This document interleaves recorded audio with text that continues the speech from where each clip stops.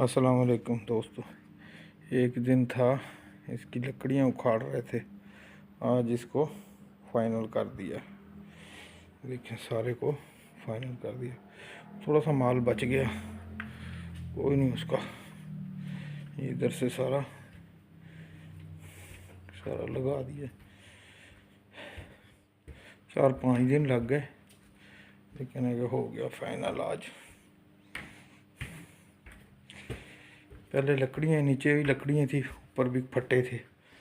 आजकल ये लगवाते हैं इसका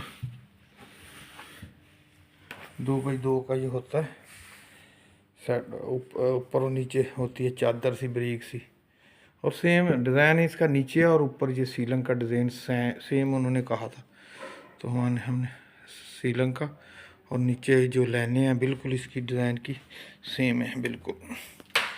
ये असल में बिजली के स्विच वगैरह ट्रेनिंग करते हैं ना वो लड़के, क्लास होती है तो क्लासरूम है, तो फिर ये नीचे था तो इसलिए फिर उन्होंने लकड़ियाँ गल गई थी तो ये बराबर करने के लिए ये लगवाए हैं।